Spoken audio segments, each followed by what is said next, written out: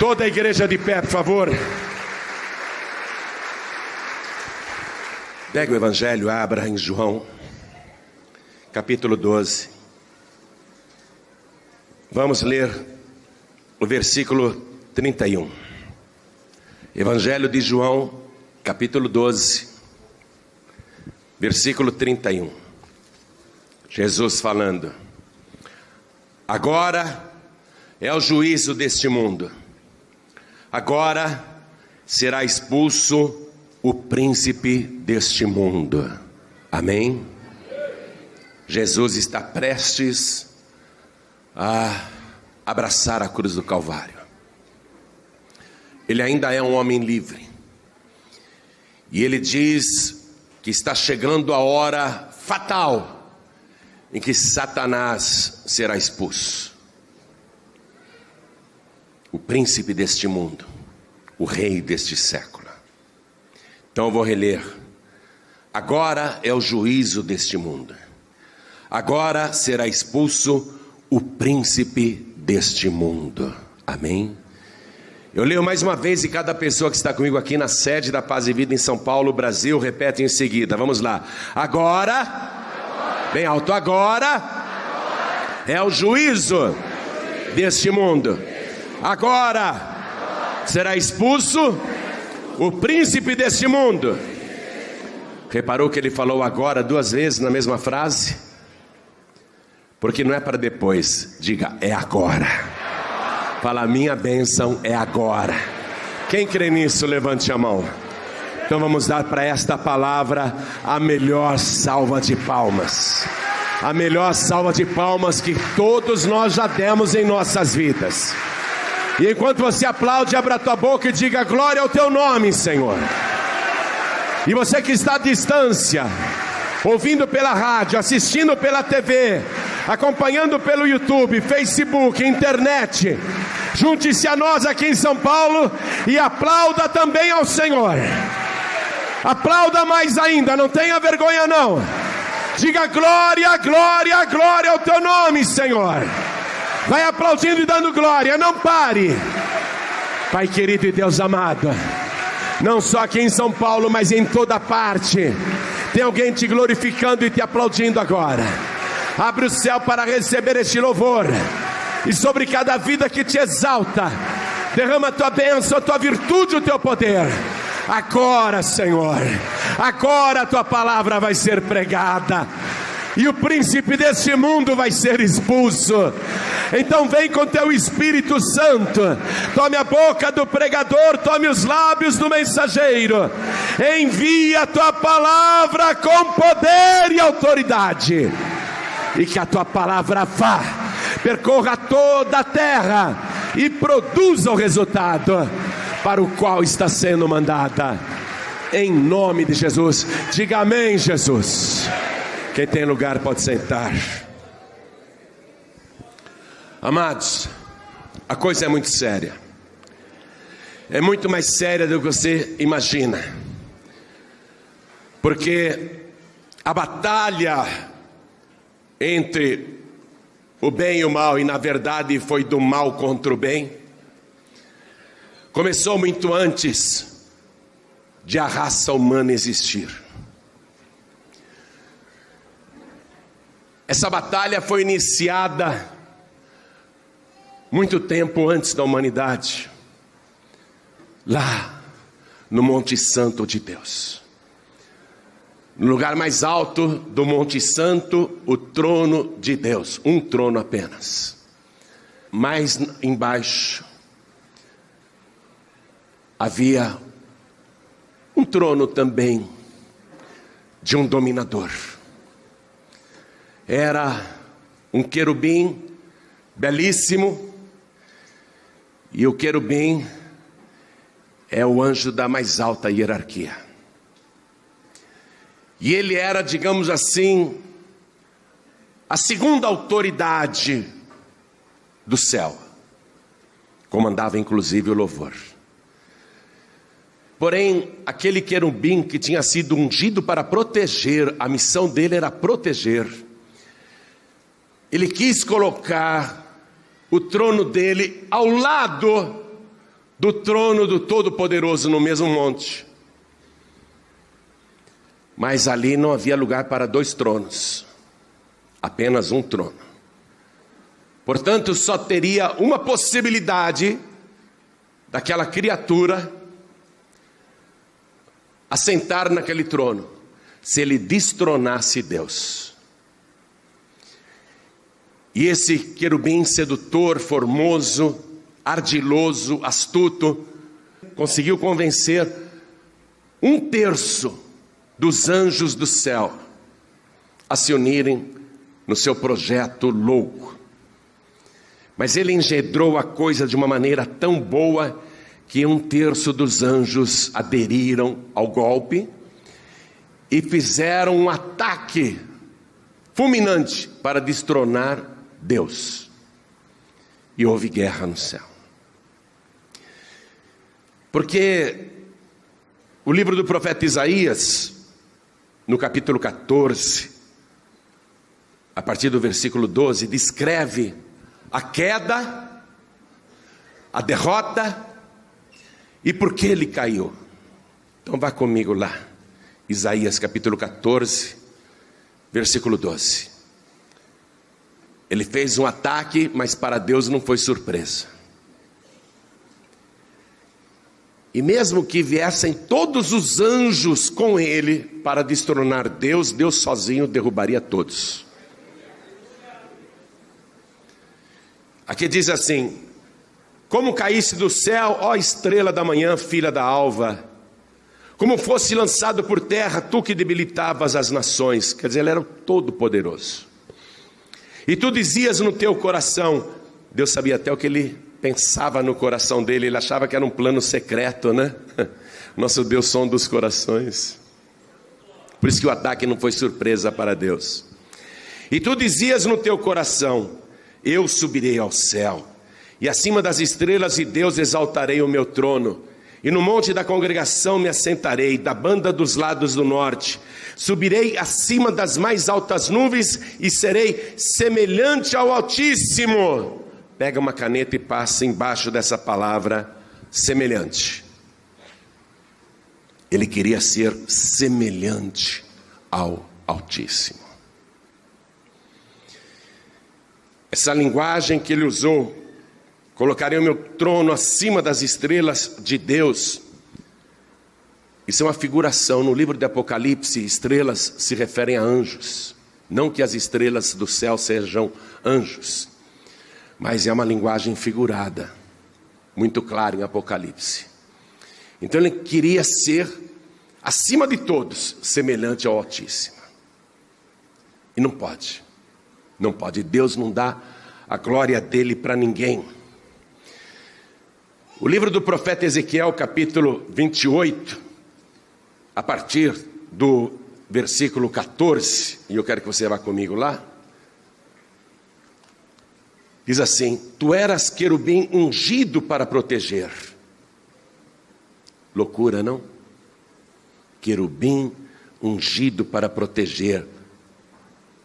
Difícil acreditar que esse ser que veio para matar, roubar e destruir a todos, no princípio, ele foi ungido para proteger.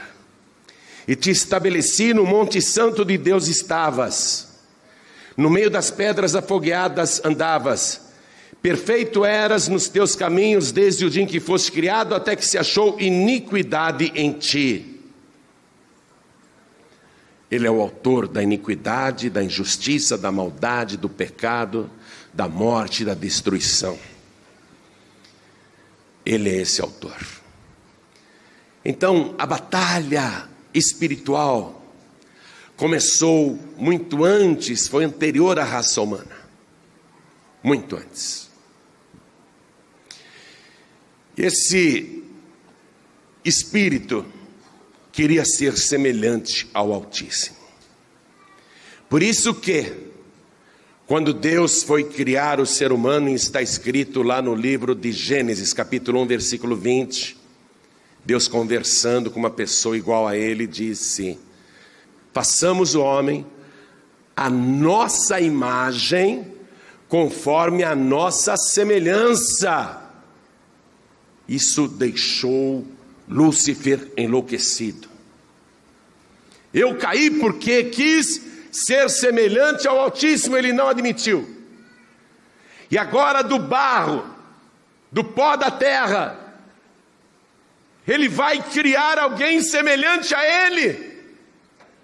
Semelhante a ele. Por que eu não pude? Por que ele não admitiu que eu fosse semelhante a ele? E a esta nova criatura, o homem, ele já diz que vai ser a sua imagem, conforme a sua semelhança. Ele odiou o homem antes de o homem ser criado. E aí a batalha espiritual mudou-se para o jardim do Éden. E ali foi um confronto que envolveu espírito e carne. Porque o homem, sendo alma vivente, carne e ossos, a mulher também, vem Lúcifer e incorpora na serpente e usa aquela criatura para enganar, para distorcer. E é ali que fica bem evidente a estratégia que Satanás sempre usa para destruir os que querem Deus. O diabo, ele distorce o que Deus fala, ele modifica a escritura, ele modifica o entendimento. Foi assim que ele falou para a mulher. O que foi que Deus disse sobre o fruto dessa árvore? Deus disse que se a gente comer, a gente morre. Morre nada. O que Deus não revelou para vocês é que se vocês comerem desse fruto, vocês serão iguaizinhos a ele. O ser humano já era semelhante a Deus. O ser humano não precisava ficar mais igual a Deus. E foi aí que a batalha, que antes era só espiritual, passou a ser contra a carne também. E ali mesmo, no jardim do Éden, Deus avisa que a batalha iria se dar entre espírito e carne. Eu quero que você vá comigo no livro de Gênesis, capítulo 3. Nós vamos ler o versículo 15. Todos os teólogos dizem que isso é o proto-evangelho, quer dizer, o primeiro evangelho, pregado no jardim do Éden, pelo próprio Deus. Deus falando com Lúcifer. Deus diz assim para Satanás: porém inimizade entre ti e a mulher, e entre a tua semente e a sua semente. Esta te ferirá a cabeça, e tu lhe ferirás o calcanhar. Uma batalha espiritual com consequências sangrentas, que envolve a carne, não é só no espírito, envolve a carne. Então aqui Deus revelou que uma pessoa nascida da mulher, veja, da mulher, a responsável pela queda humana, seria usada depois para a elevação da humanidade. Porque Deus conserta tudo. Deus está dizendo: eu vou usar uma mulher. E da semente da mulher, semente da mulher, ou seja, sem a semente do homem. Da semente da mulher, eu vou levantar um que vai te esmagar a cabeça, Satanás. Mas tu lhe ferirás o calcanhar. Passaram-se milhares de anos e chegou finalmente o momento em que a batalha profetizada aqui no Éden, e foi o versículo que eu li para você no começo, agora será expulso o príncipe deste mundo. Chegou a hora, a batalha espiritual, essa batalha aqui, para esmagar a cabeça da serpente e para, finalmente, libertar a humanidade desse domínio. Mas não foi tão simples assim Jesus chegar ali na cruz e fazer esta obra. Primeiro ele foi gerado no ventre imaculado de uma virgem, sem a semente do homem. Primeiro ele foi gerado pelo Espírito de Deus, somente da semente da mulher. Ele é o único ser humano na história, na terra, no universo, que não tem a semente do homem. Você sabe muito bem que uma mulher sozinha não consegue gerar. Ela precisa da semente do homem. Aquele que iria esmagar a cabeça da serpente seria o único que teria apenas a semente da mulher. E ele nasce gerado pelo Espírito de Deus, e apesar de todas as tentações e provocações, ele se mantém santo, puro, irrepreensível, imaculado, como sempre foi. Mantém-se totalmente puro, até o dia em que ele vai se batizar nas águas.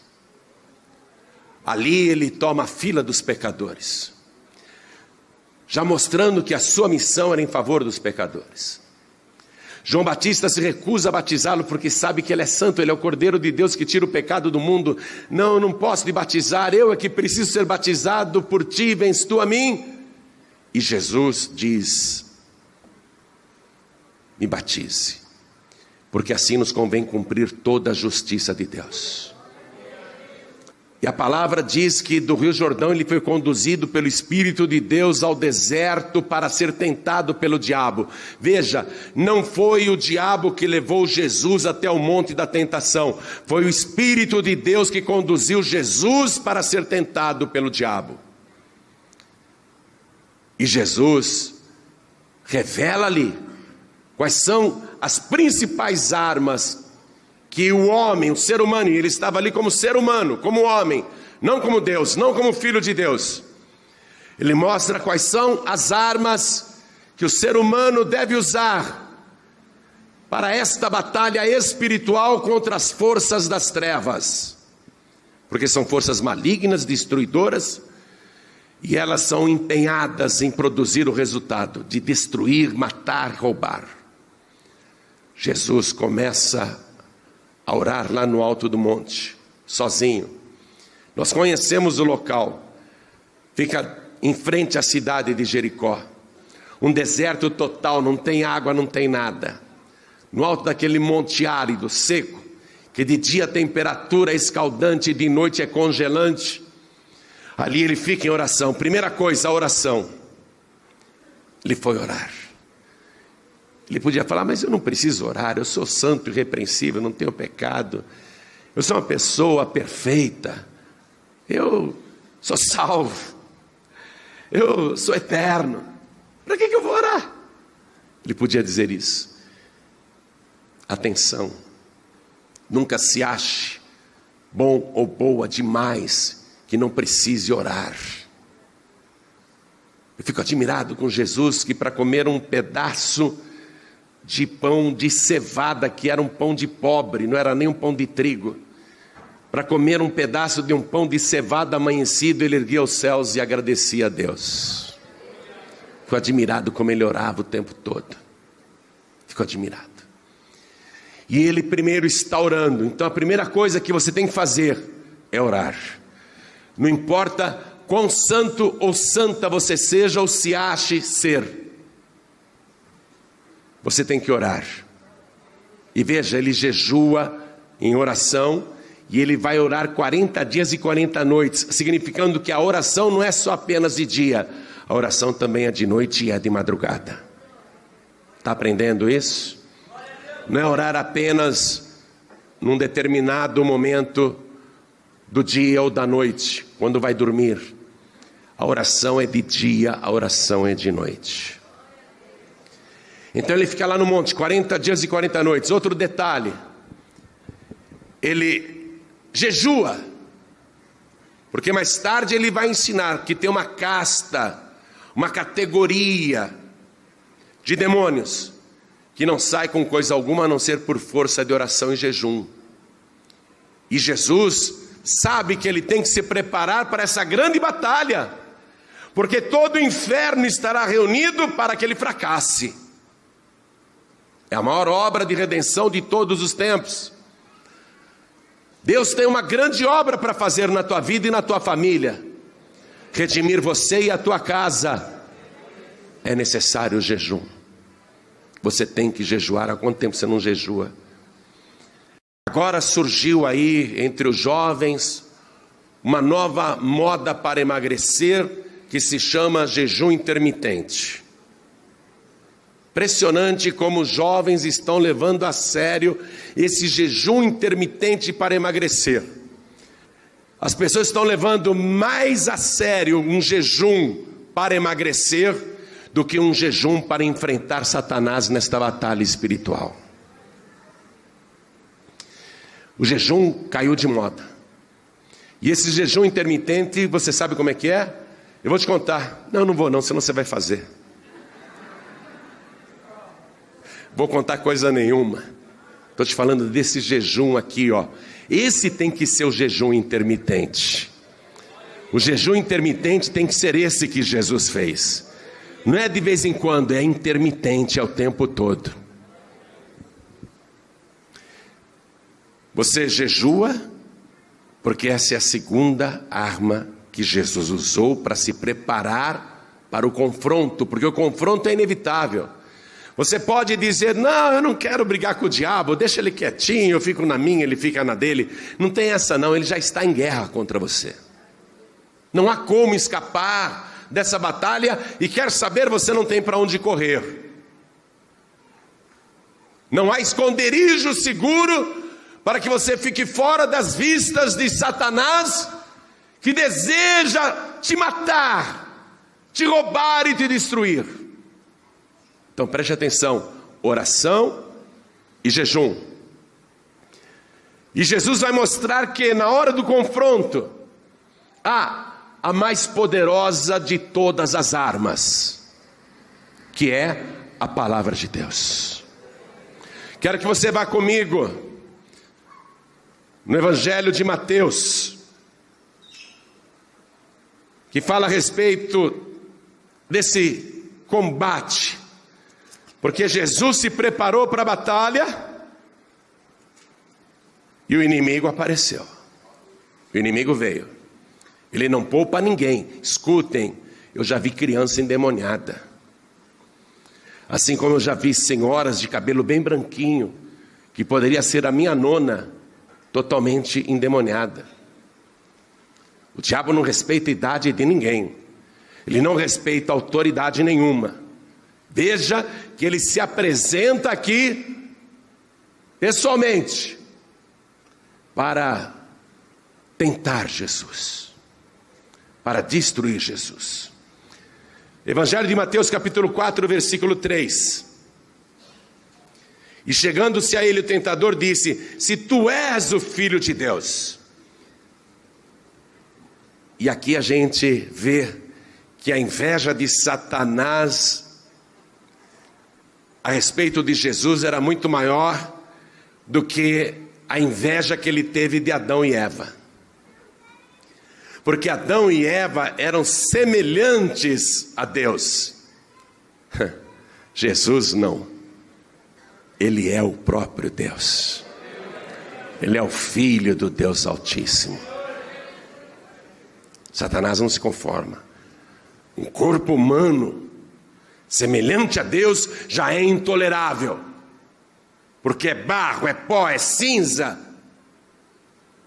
Mas o Filho de Deus num corpo humano, o diabo está enlouquecido de inveja. Se tu és o Filho de Deus, manda que estas pedras se tornem em pães. E Jesus já estava há 40 dias sem comer e sem beber nada. Deixa eu dizer uma coisa para você. O ser humano, se ele fica desempregado, ou perde os seus negócios, ou toma prejuízo, ele fica aborrecido. Mas ele sai à luta, ele vai procurar emprego, ele vai tentar abrir um novo negócio, vai tentar dar a volta por cima. O ser humano pode estar com pouco dinheiro, mas ele vai à luta para ganhar mais dinheiro. Mas quando o ser humano está passando fome, quando está faltando o pão de cada dia, quando a barriga está roncando porque não há o que comer, essa é a hora em que o espírito humano está mais enfraquecido e mais acessível para provocações. Não é? O ser humano com fome, ele fica irritadíssimo. Eu num domingo depois que eu jejuo, eu não vejo a hora de entregar o jejum e almoçar. E se o almoço demora, eu fico nervoso. Quem é assim? Levante a mão. Se a comida demora, a gente fica nervoso. Não é, pastor Nilton? O ser humano, quando está com fome, é a pior das necessidades. E Satanás chegou em Jesus para tentá-lo na pior das necessidades. Quando ele já estava 40 dias sem comer, e o diabo oferece pedras e diz: transforme-as em pães, se tu realmente és o Filho de Deus. Jesus, com fome, podia falar: me dá essas pedras aqui, eu vou te provar que eu sou o Filho de Deus mesmo. Mas Jesus sabia muito bem que ele não poderia fazer o que o diabo sugeria, porque isso significaria levar uma vida de acordo com as sugestões de Satanás, de acordo com as ideias do diabo, de acordo com as orientações das trevas. Quem estava dando aquela orientação era o próprio inferno. Como que Jesus poderia aceitar aquela orientação? Aí você me diz: vou jogar na loteria para resolver meu problema. É o diabo sugerindo isso no teu ouvido. Preste atenção, você não pode levar a tua vida conforme as sugestões do inferno. O diabo está sugerindo, e se Jesus aceita, preste atenção, se Jesus aceita a sugestão, ele estará se tornando servidor de Satanás. E Jesus combate esse primeiro golpe, ele revida, ele se defende através da palavra de Deus. Escute, Jesus, porém, respondendo, disse: está escrito. Diga: está escrito. Jesus não disse outra coisa para o diabo, Jesus já disse direto: está escrito. Jesus podia falar: eu não vou transformar pedra em pães, coisa nenhuma, diabo. Sabe por quê? Porque está escrito. Não, ele já vai direto na palavra. Qual é a tua defesa contra Satanás? A palavra. Está escrito. E é tão lindo o que eu vou ler aqui, que se você não der glória a Deus, é porque você não está entendendo a palavra. Está escrito: nem só de pão viverá o homem, mas de toda a palavra que sai da boca de Deus. Esse é o alimento. Toda palavra que sai da boca de Deus. E veja o detalhe: nem só de pão viverá o homem. Jesus não está falando viverá o Filho de Deus. Ele se posiciona como um homem. Ele está te ensinando, a você e a mim, que somos humanos, que a gente tem que responder para Satanás: está escrito. Nem só de pão viverá o homem, mas sim de toda a palavra que sai da boca de Deus. E sabe onde está escrito isso? Na única Bíblia disponível naquela época, porque o Novo Testamento não estava escrito. Onde Jesus leu isso? Aonde? Que livro que ele leu isso e repetiu para Satanás? Vai em Deuteronômio capítulo 8, versículo 3. E vou ler a parte final, a parte B. Para te dar a entender que o homem não viverá só de pão, mas que de tudo que sai da boca do Senhor viverá o homem. Eu fico maravilhado de ler aqui a mesma Bíblia que Jesus lia. Você não fica feliz? Saber que Jesus está enfrentando a sua batalha espiritual, usando a mesma Bíblia que você tem aí na mão, a mesma palavra que está aí na tua mão. Eu não tenho dúvida nenhuma que se você ler esta palavra, você vai derrotar Satanás e colocar toda a força do inferno por terra. Você vai derrotar o diabo. Olha só, Jesus foi lá atrás no Antigo Testamento. O diabo ficou zonzo. Quando Satanás se recuperou, diz aqui que o diabo transportou até a cidade santa, até Jerusalém, colocou Jesus lá no pináculo do templo, que é a esquina de um muro muito alto, mais de 50 metros de altura. E versículo 6, estou em Mateus, capítulo 4, versículo 6. E disse-lhe: se tu és o Filho de Deus. O diabo está com uma inveja do Filho de Deus. O Filho de Deus num corpo humano semelhante a Deus. É muito para a cabeça dele. O diabo está irado. Se tu és o Filho de Deus, lança-te daqui abaixo, porque está escrito. Ô Satanás, está escrito, Satanás. Você conhece a Bíblia, demônia? Mais do que eu e você. O diabo é o maior teólogo do universo, depois, evidentemente, da Santíssima Trindade. O diabo conhece essa palavra. E ele cita aqui uma escritura. Imagine você, ele vai citar o Salmo 91. Aquele mesmo salmo que você deixa a tua Bíblia aberta, empoeirada lá no móvel, achando que o Salmo 91 vai espantar o diabo. Que tolice a tua, né? Que tolice a tua. Você nem parece salvo. Está com um amuleto, está fazendo da Bíblia um amuleto. O diabo disse para Jesus: está escrito, aos seus anjos dará ordem a teu respeito, e tomar-te-ão nas mãos para que nunca tropeces em alguma pedra. Vai lá no Salmo 91, versículo 7. Exatamente esse versículo. O diabo também tem a nossa Bíblia. Eu não me conformo com isso. O diabo tem a tua Bíblia. Deus e o diabo têm a tua Bíblia.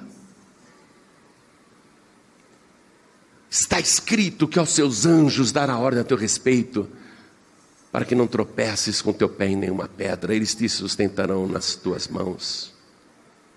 O diabo citando o Salmo 91, versículo 7. Pode pular. Jesus, você é o Filho de Deus. Pode pular, porque a palavra garante. Pode pular pela fé.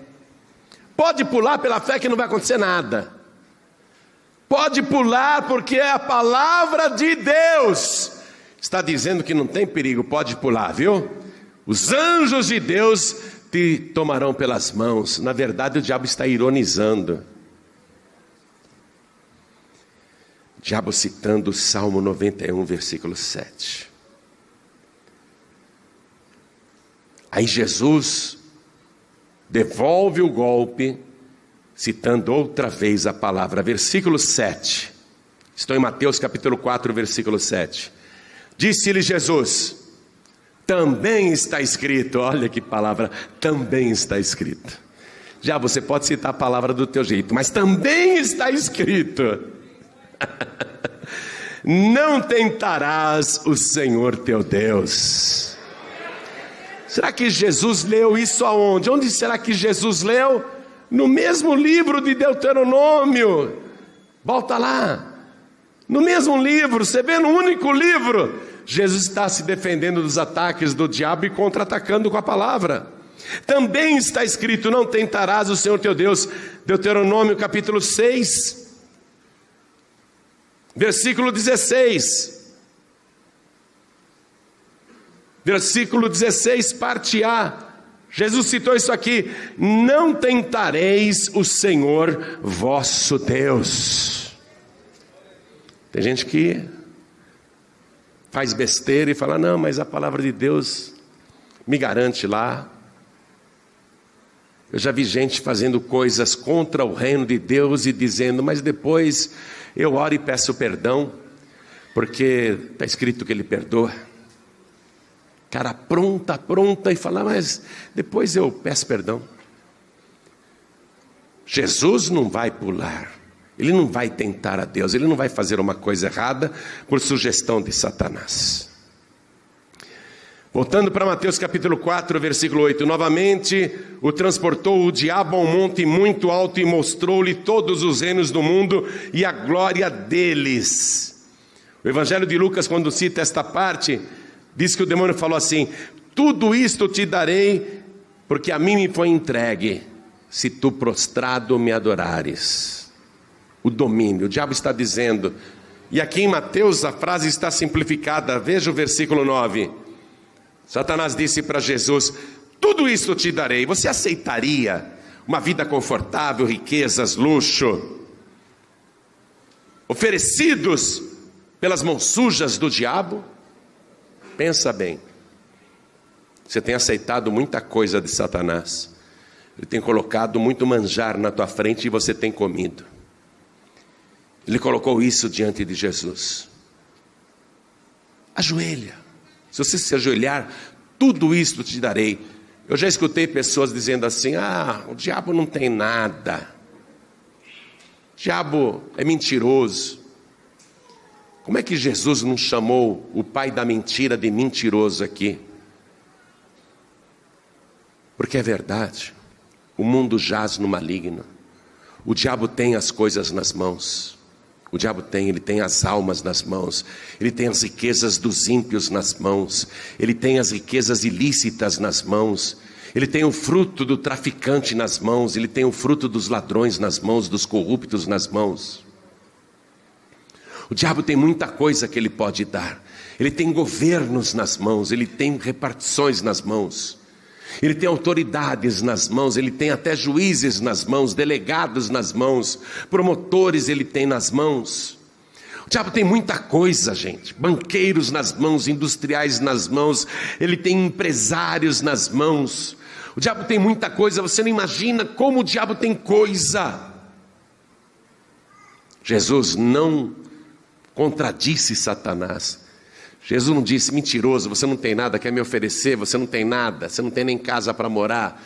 O diabo tem cada mansão, ele tem cada bordel, ele tem cada casa de prostituição, ele tem cada casa de jogo, ele tem cada cassino, ele tem cada lugar de perdição, hiper luxuoso, maravilhoso, carrões, gente elegante, bonita. Ele tem muita coisa, ele tem muito povo.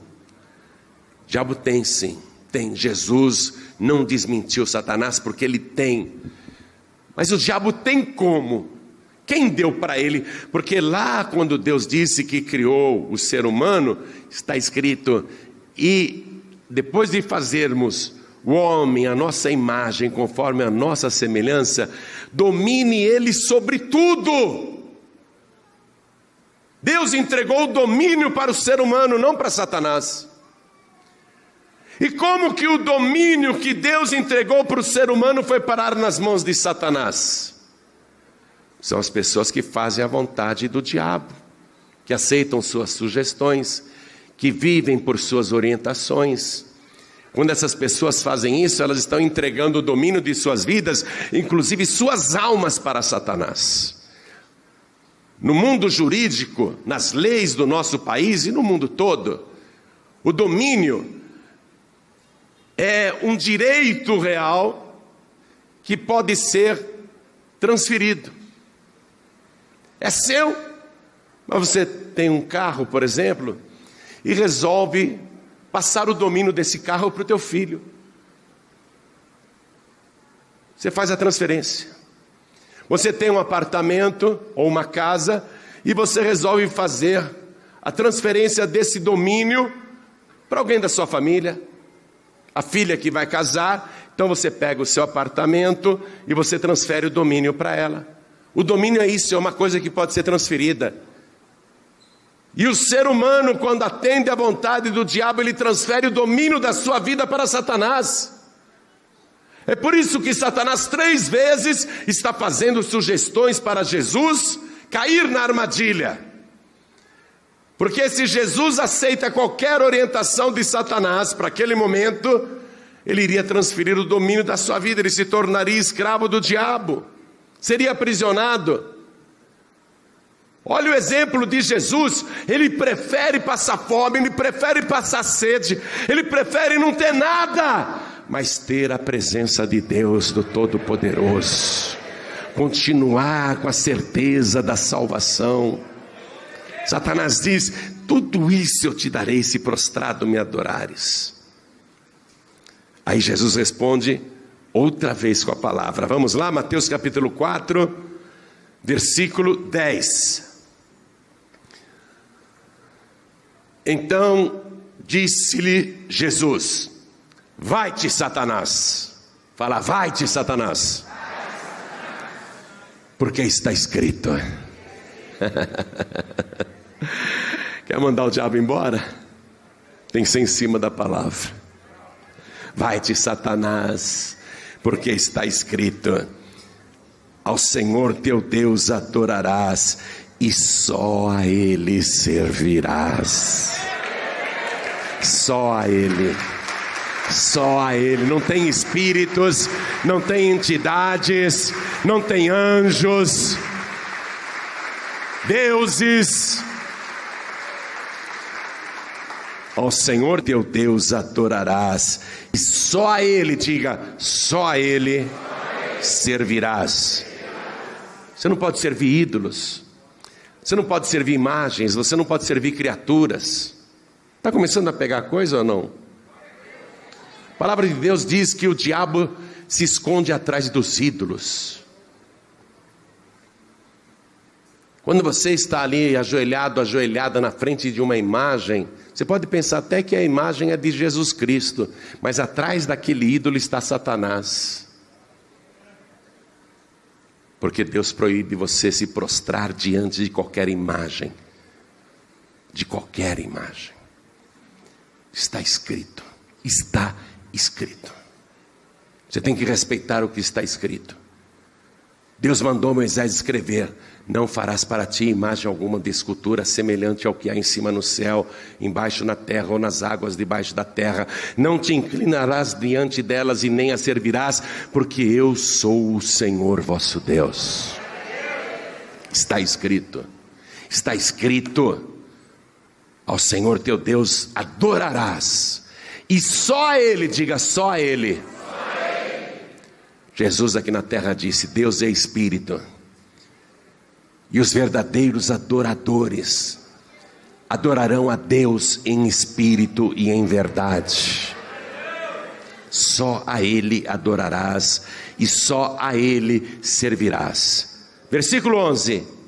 Resultado desse confronto, Jesus usando as armas da oração, do jejum e da palavra. Então o diabo o deixou, e eis que chegaram os anjos e o serviram. Quem é fiel vai acabar sendo servido pelos anjos de Deus. Quem adora só a Deus vai ser servido pelo céu. Mas há um detalhe que o Evangelho de Lucas nos conta, capítulo 4, vamos lá. Evangelho de Lucas, estou terminando a mensagem. Capítulo 4, versículo 13. Quero que você ache. Achou? Lucas 4, versículo 13. E acabando o diabo toda a tentação, ausentou-se dele por algum tempo. Eu leio que o diabo acabou toda a tentação. Não foi isso que eu li? E acabando o diabo toda a tentação. Acabou, estou livre. Estou livre. Resisti com oração, resisti com jejum, resisti com a palavra, rebati com a palavra. Diabo, acabou toda a tentação, estou livre. E ausentou-se dele por algum tempo. Outras traduções dizem assim: até ocasião oportuna. Tem alguém com essa tradução aí? Muita gente, ó. E acabando o diabo toda a tentação, ausentou-se dele até ocasião oportuna. Em quais Bíblias está escrito assim? Levante a mão. Muitas pessoas com essa tradução. Até ocasião oportuna. Quer dizer que ele parece que foi embora. Está compreendendo ou não? Parece que acabou toda a tentação. Ufa, estou livre desse espírito das trevas. Estou livre. Só que o diabo, ele se ausenta temporariamente e fica sondando, te vigiando em oculto, até encontrar ocasião oportuna. Quer saber a verdade? O diabo nunca vai desistir de te derrubar. O diabo nunca vai desistir de te destruir, de te matar, de acabar com você. Por isso que você tem que entrar para essa batalha espiritual para valer. Não é essa coisinha meia boca que a gente vê hoje em dia. Pelo amor de Deus, que igreja mais fria que nós estamos vivendo no século 21.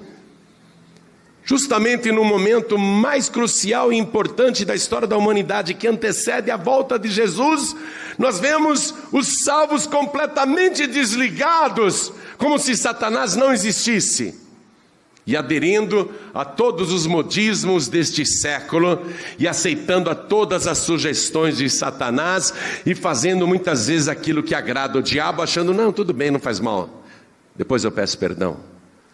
Pessoas que não oram, que não jejuam, que não estudam a palavra, que não são dizimistas fiéis, que não são ofertantes fiéis, que não estão nem aí se o evangelho está sendo pregado em toda a terra ou não, cada um por si. O esfriamento da fé foi profetizado por Jesus para os últimos dias. Por se multiplicar a iniquidade, a gente vê tanta iniquidade que o amor está esfriando mesmo, é tanta maldade nesse mundo. A coisa está tão escancarada e aquilo que é errado está sendo batido diariamente na imprensa, na mídia como certo. O amor está esfriando, tudo está sendo aceito agora. O Espírito Santo nesses últimos dias está tendo um trabalho muito grande para convencer as pessoas do pecado, da justiça e do juízo. Está sendo muito difícil para o Espírito Santo convencer um jovem de que um rapaz beijar outro rapaz na boca em plena luz do dia e também escondido, né? Tanto faz. Já convenceu até os pequeninos que crescem na escola dizendo é tudo normal, está tudo certo. O Espírito Santo está tendo muito trabalho para convencer do pecado, da justiça e do juízo. São os últimos dias. E Jesus profetizou dizendo, é necessário que tudo isso aconteça. E esse evangelho do reino será pregado em todo o mundo, em testemunho a todas as gentes, e então virá o fim. Esse é o momento. Esse é o momento. Eu acredito sinceramente que por uma razão que eu desconheço, Deus trouxe você aqui hoje para te chacoalhar e te despertar e dizer a você, prepara-te para esta batalha, use as armas que eu usei, não fuja do combate, não fuja do diabo, não ignore o inimigo, passe por cima dele, porque eu sou contigo para te livrar e para te abençoar. Eu já expulsei o príncipe deste mundo, ele me feriu, mas eu esmaguei a cabeça da serpente. Vamos pregar, minha gente, vamos evangelizar, minha gente. Vamos levar a vida espiritual a sério, minha gente. Vamos orar, jejuar e estudar a palavra. Foi isso que Jesus fez. Toda a igreja se coloque de pé. O confronto foi sangrento, conforme estava profetizado no proto-evangelho pelo próprio Deus lá no Jardim do Éden. Porém, inimizade entre ti, serpente e a semente da mulher. A semente da mulher te ferirá a cabeça. Uma pena que só feriu, né? Uma pena que só feriu a cabeça da serpente.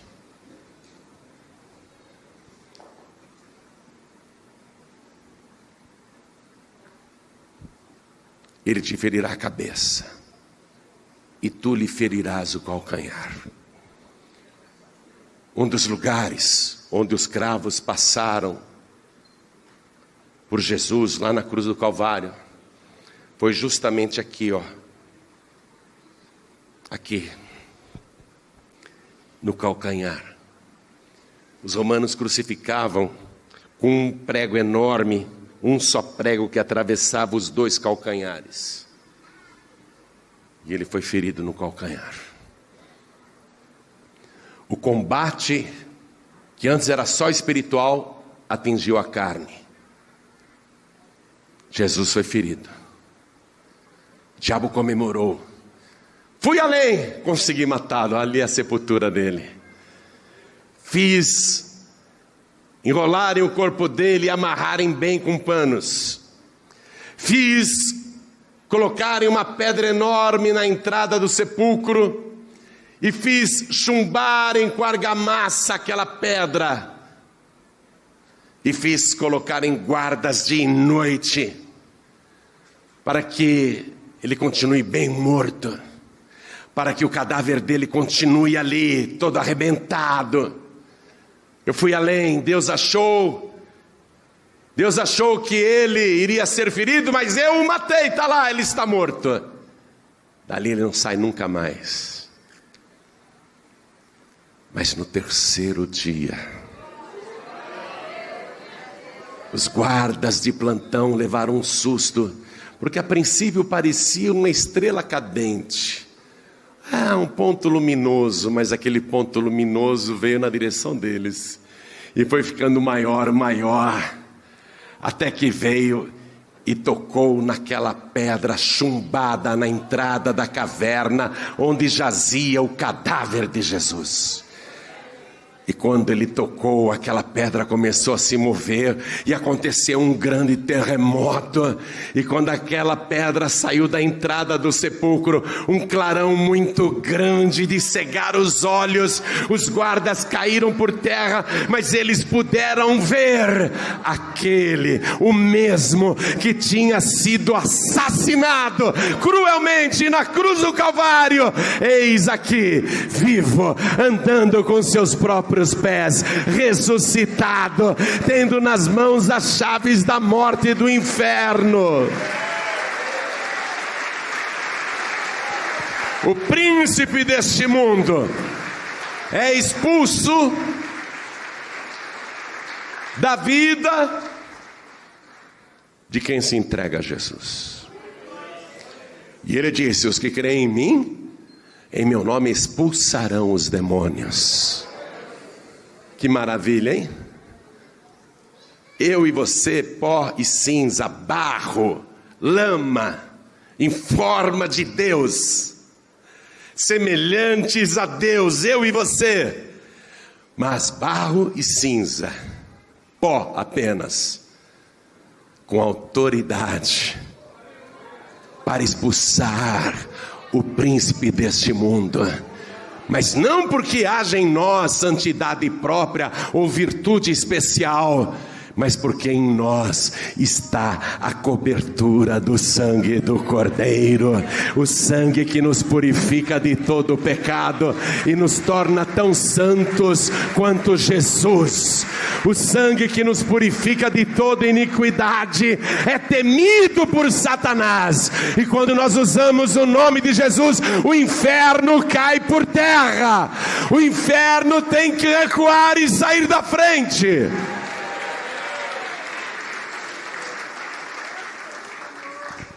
Hoje você vai ter a oportunidade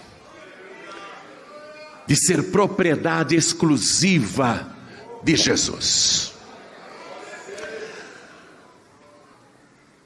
Você, do jeito que está hoje, é criatura feita à imagem e semelhança de Deus.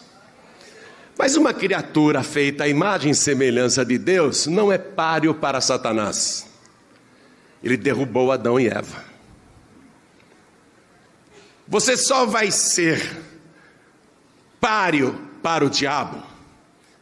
Ele só vai ter medo de você se você for filho de Deus. E no Evangelho de João, capítulo 1, versículo 12, está a fórmula que transforma você de criatura para filho, filha de Deus. Porque só criatura de Deus o diabo não tem medo. O diabo não respeita um ser humano normal à imagem e semelhança de Deus. Esse ele não respeita, é só uma criatura. O diabo respeita o filho de Deus, a filha de Deus. A fórmula é bem simples, olha só, está escrito assim: mas a todos quantos o receberam, deu-lhes o poder, de serem feitos filhos de Deus, aos que creem no seu nome. Você tem que crer em Jesus, crer que Ele é o Filho de Deus, e sendo o Filho de Deus, Ele é o próprio Deus. Você tem que crer que Ele é o Todo-Poderoso, o Alfa e o Ômega, o princípio e o fim. O único ser humano nascido somente da semente da mulher, o único que viveu neste mundo sem nenhum pecado, e guardou-se santo e imaculado para morrer por cada um de nós aqui presente, e levar sobre si todos os nossos pecados, doenças, tormentos e enfermidades. Você tem que crer que Ele morto foi colocado naquele sepulcro na sexta-feira à tarde, mas no domingo pela manhã Ele ressuscitou dos mortos e está vivo pelos séculos dos séculos. Você tem que crer que depois de ressuscitado, Ele ainda andou nesta terra pelo espaço de 40 dias, para que todo mundo conferisse que era Ele mesmo, de carne e ossos. E Ele dizia: pode me tocar, eu não sou um fantasma, porque um espírito não tem carne nem ossos como vedes que eu tenho. Ele ficou 40 dias na terra para que as pessoas pudessem vê-lo com o mesmo corpo que tinha morrido na cruz, ver o mesmo corpo vivo, um corpo glorioso. Mas Ele mesmo, Ele ficou aqui para provar que o mesmo que morreu na cruz foi o mesmo que ressuscitou em carne e ossos. Diferente do que algumas religiões ensinam por aí, que Ele ressuscitou em espírito, uma loucura total, é o diabo torcendo a escritura para enganar você. Não, Jesus, o mesmo que morreu na cruz, seu cadáver ficou no sepulcro no final da sexta-feira, no sábado inteiro, e no início daquele domingo Ele ressuscitou. O mesmo que morreu na cruz, porque Ele disse: eu sou a ressurreição e a vida, quem crer em mim, ainda que esteja morto, viverá. Você tem que crer nesse Jesus, que subiu aos céus, e disse: eu vou preparar lugar para vocês, e virei outra vez, e vos tomarei para mim mesmo, para que onde eu estiver estejais também. Você tem que crer nesse Jesus. Mas a todos, olha só, todos, hein? Você pode no passado ter feito pacto no terreiro com o próprio Lúcifer. Você pode ter bebido sangue num lugar de magia negra e fez um pacto com o demônio, com o próprio Satanás. Ficou dias e dias trancada nua, num quartinho escuro, ali rolando nas próprias fezes e bebendo sangue de animais. Você pode ter feito coisas tenebrosas no passado, mas a palavra de Deus está dizendo que não tem exceção. Mas a todos quantos o receberam, todos quantos o receberam. Você pode ter sido o pior pecador deste mundo, mas a palavra não abriu exceção. A todos quantos o recebem, Ele dá o poder de serem feitos filhos de Deus, aos que creem no seu nome, aos que creem nesse Jesus que eu te preguei, não num Jesus de barro ou de gesso, ou numa estampa qualquer, esse Jesus glorioso e poderoso, que breve vai voltar. Se você crer nele e o receber agora, o teu nome vai ser escrito no livro da vida do Cordeiro. E estando o teu nome escrito ali, você vai receber aqui e agora o poder para se tornar filho e filha de Deus.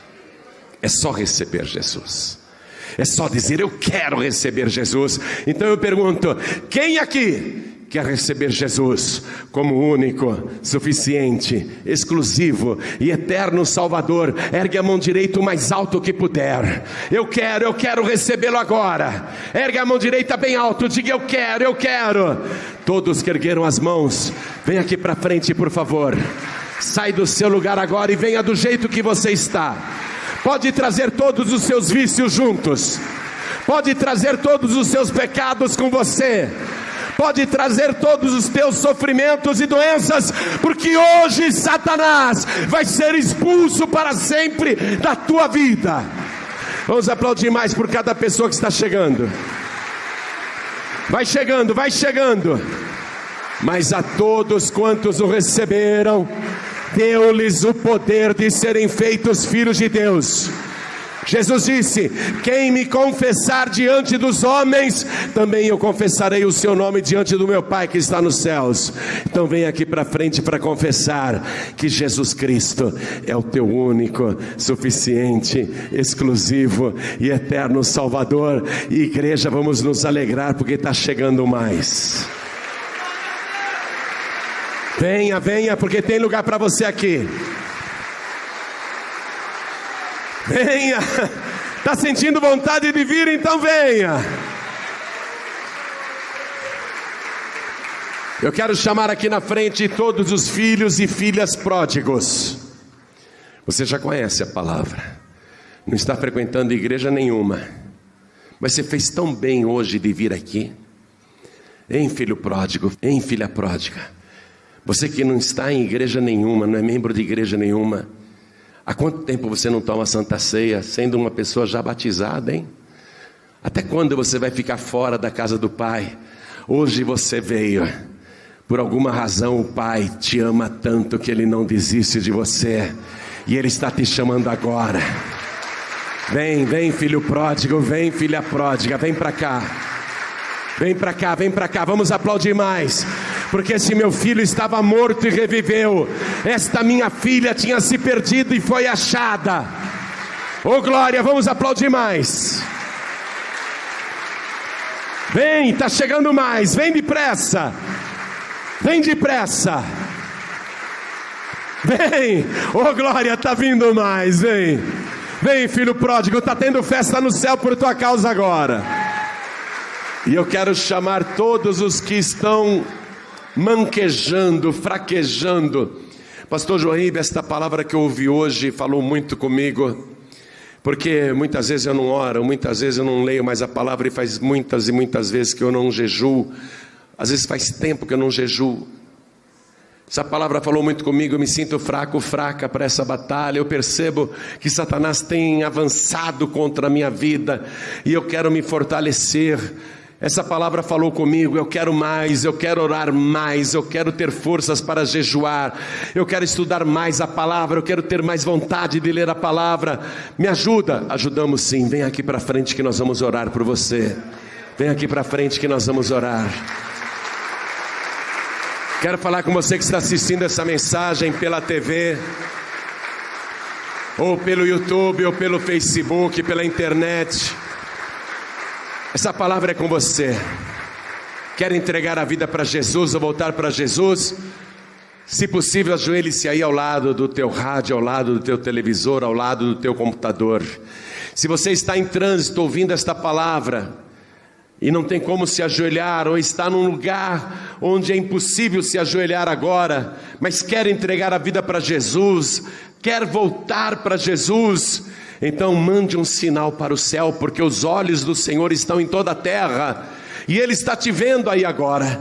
O sinal que eu quero que você mande para Deus é o seguinte: a distância mesmo, Deus está te vendo. Coloque a mão direita sobre o teu coração, porque Deus está entendendo e Deus está te vendo. Isso, mesmo quem não pode se ajoelhar à distância, coloque a mão direita sobre o coração.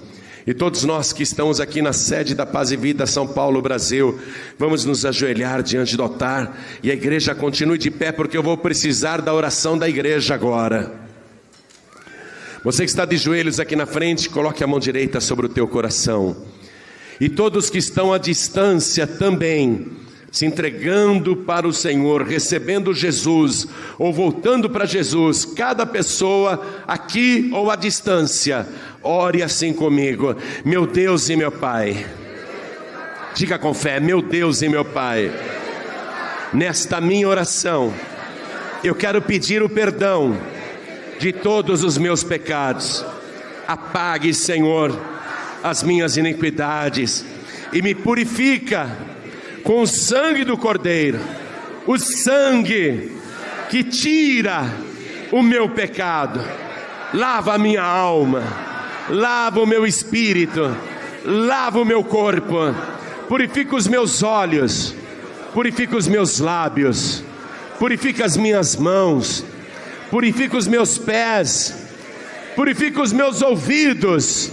Eu quero, Senhor, te servir, porque a partir de hoje eu vou te amar, eu vou te adorar com todo o meu coração, com toda a minha alma, com todo o meu entendimento, com todas as minhas forças, e em espírito e em verdade. Meu Deus, muito obrigado por ter me achado, muito obrigado por ter falado comigo. Eu te suplico, Senhor, me recebe também, do mesmo modo que eu recebo o Senhor, me recebe também, e escreve o meu nome, e garante o meu nome no livro da vida, e não permita que o meu nome seja riscado do teu santo livro. Me ajuda, Senhor, com teu Espírito Santo, a perseverar até o fim e aprender como me defender e contra-atacar o inferno. Eu quero, meu Pai, libertação, eu quero paz na minha vida. Eu tenho este direito, porque é de coração e com toda a fé que eu recebo o Senhor Jesus como meu único, suficiente, exclusivo e eterno Salvador para todos sempre. Amém.